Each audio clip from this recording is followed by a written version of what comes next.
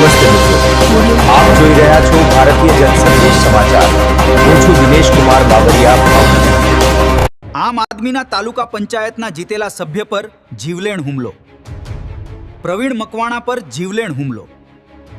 ગુજરાતમાં ગાંધીજી અને સરદાર પટેલના માર્ગે આંદોલન અને પ્રદર્શન કરવા માટે તૈયાર છે આમ આદમી પાર્ટી। રિપોર્ટર જયદેવ વી મંદિર, પાળિયાદ।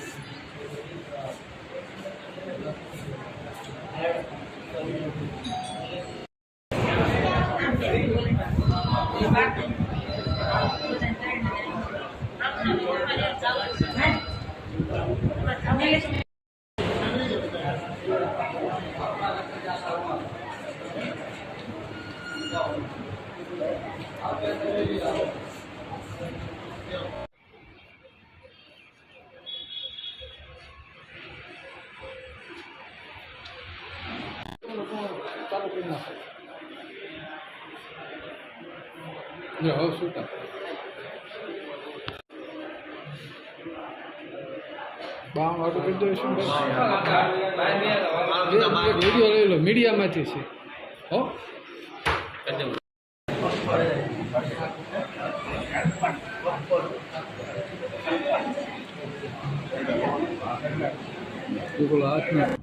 નમસ્કાર, જય હિન્દ, જય જવાન, જય કિસાન દોસ્તો। હું બ્રિજરાજ સોલંકી। મિત્રો, તાજેતરમાં સમાચાર આવી રહ્યા છે કે બોટાદ જિલ્લાના ગઢડા તાલુકાના મોટા સખપર તાલુકા પંચાયત સીટના જીતેલા અમારા આમ આદમી પાર્ટીના ઉમેદવાર પ્રવીણભાઈ મકવાણા ઉપર આજે જીવલેણ હુમલો કરવામાં આવ્યો છે। લોહિયાણ હુમલો કરવામાં આવ્યો છે ને અત્યારે હાલ એ સારવાર હેઠળ છે। પરંતુ વાત મારે એ કરવાની છે કે આમ આદમી પાર્ટીના ઉમેદવારો ઉપર ચૂંટણી પહેલા પણ હુમલાઓ થયા, ડરાવવાના ધમકાવવાના પ્રયત્ન થયા અને ચૂંટણી લડ્યા બાદ જ્યારે આમ આદમી પાર્ટીના ઉમેદવારો જીત્યા ત્યારે પણ ગુંડાઓ, માફિયાઓ, ગેંગસ્ટરો આમ આદમી પાર્ટીના જે ઉમેદવારો છે એમની ઉપર હુમલાઓ કરે છે। આ કોના કહેવાથી કરે છે, આ કોના કારણે થાય છે એ આ ગુજરાતની જનતા જાણે છે। પરંતુ મારે આજે તમને કહેવું છે કે અવારનવાર હું આ ગુજરાતના ગૃહમંત્રી હર્ષ સંઘવીનું રાજીનામું માંગતો આવ્યો છું। આની પહેલાના વિડીયોમાં ડ્રગ્સને લઈને મેં રાજીનામું માંગ્યું, પરંતુ આજે હર્ષ સંઘવી પાસેથી નહીં, મારે આ દેશના વડાપ્રધાન નરેન્દ્ર મોદી અને આ ગુજરાતના મુખ્યમંત્રી ભૂપેન્દ્ર પટેલ સાહેબને વિનંતી કરવી છે કે તાત્કાલિક ધોરણે હર્ષ સંઘવીને પદ ઉપરથી હટાવવામાં આવે, એનું રાજીનામું લેવામાં આવે। કારણ કે આજે રિપોર્ટ આવ્યો છે ગુજરાતની અંદર, જે રીતના આજે બોટાદમાં હુમલો થયો અમારા આમ આદમી પાર્ટીના જીતેલા તાલુકા પંચાયતના સભ્યો ઉપર, એવી જ રીતના ગુજરાતની અંદર 6.15 લાખ ગુનાઓ નોંધાયેલા છે। આવા અનેક લોકો હશે જેમની એફઆઈઆર લેવામાં નહીં આવી હોય, એમને ધાક ધમકી આપીને નોંધાવવામાં નહીં આવી હોય, આવા અનેક પ્રયત્નો, ષડયંત્રો કર્યા હશે, છતાં પણ 6.15 લાખ ગુનાઓ આ ગુજરાતની અંદર નોંધાયા છે અને એમાં 58% ગુનાઓ દારૂ અને ડ્રગ્સના છે। મિત્રો, જરા વિચારો, 2 વર્ષમાં 18% કરતા પણ વધારે ગુનાહિત પ્રવૃત્તિઓ આ ગુજરાતની અંદર વધી છે અને આખા દેશની અંદર સૌ પ્રથમ યુપીનો નંબર આવે છે અને બીજો નંબર તમે વિચારો કોનો આવતો હશે? બિહારનો કે બીજા કોઈ રાજ્યનો નહીં, પરંતુ આપણા ગાંધી અને સરદારના ગુજરાતનો આવે છે ગુનાહિત પ્રવૃત્તિઓમાં। મિત્રો, આ ભારતીય જનતા પાર્ટીના હાથમાં, એમના નેતાઓના હાથમાં આપણું ગુજરાત સુરક્ષિત નથી, આપણા ગુજરાતના બાળકો સુરક્ષિત નથી। અવારનવાર 15-15, 20-20 દિવસે ખૂન થાય છે, નાની નાની દીકરીઓના બળાત્કાર થાય છે, દારૂ વેચાય છે, ડ્રગ્સ વેચાય છે, ભ્રષ્ટાચાર થાય છે।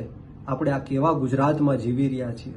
ત્યારે મારે આ દેશના વડાપ્રધાન નરેન્દ્ર મોદી અને આ ગુજરાતના મુખ્યમંત્રી ભૂપેન્દ્ર પટેલ સાહેબને વિનંતી કરું છું, હાથ જોડું છું કે તાત્કાલિક ધોરણે હર્ષ સંઘવીનું રાજીનામું લેવામાં આવે કારણ કે આ ગુનાહિત પ્રવૃત્તિઓ ગુજરાતની અંદર દિવસે ને દિવસે વધી રહી છે અને આવનારા દિવસોમાં યુપીને પણ પાર કરીને આખા દેશમાં સૌથી પહેલો નંબર ગુજરાતનો આવવાનો છે, કારણ કે આ ભારતીય જનતા પાર્ટીના નેતાઓના ઈશારે એમના નીચે આવી ગુનાહિત પ્રવૃત્તિઓ દિવસે ને દિવસે વધતી જાય છે.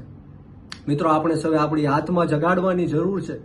આપણે મનોમંથન કરવાની જરૂર છે કે આપણે હજારો કરોડો રૂપિયાનો ટેક્સ આપણી સુરક્ષા માટે આપીએ છીએ, છતાં પણ વેપારીઓ હોય, યુવાનો હોય, મહિલાઓ હોય, રત્ન કલાકારો હોય, પશુપાલકો હોય, આ ગુજરાતની અંદર કોઈ પણ સુરક્ષિત નથી. તમને ખબર છે કે પોલીસ કોના ઈશારે કામ કરે છે અને તમને ખબર હશે કે પોલીસ હપ્તાઓ પણ લે છે. ત્યારે મારે તમને વિનંતી કરવાની કે હવે આપણી આત્મા જગાડવાનો સમય આવી ગયો છે, આપણી આંખ ખોલવાનો સમય આવી ગયો છે. ક્યાં સુધી આ લોકોનો અન્યાય અને અત્યાચાર આપણે સહન કરતા રહેશું? અને સાથોસાથ મારે એ પણ આજે વિનંતી કરવાની કે બોટાદની અંદર પ્રવીણભાઈ મકવાણા, જે અમારા આમ આદમી પાર્ટીના જીતેલા તાલુકા પંચાયતના સદસ્ય છે, એમની ઉપર જે જીવલેણ હુમલો કરવામાં આવ્યો છે, એમના જે મારનાર ગુંડાઓ છે, અપરાધીઓ છે, આરોપીઓ છે, એમને તાત્કાલિક ધોરણે પકડવામાં આવે. નહીંતર આમ આદમી પાર્ટી આવનારા દિવસોમાં સમગ્ર ગુજરાતની અંદર ગાંધી ચિંધ્યા માર્ગ ઉપર અને જરૂર પડે તો શહીદ આઝમ સરદાર ભગતસિંહના માર્ગ ઉપર પણ અમારી આંદોલન કરવાની તૈયારી છે. જય હિન્દ, જય જવાન, જય કિસાન, ભારત માતા કી જય.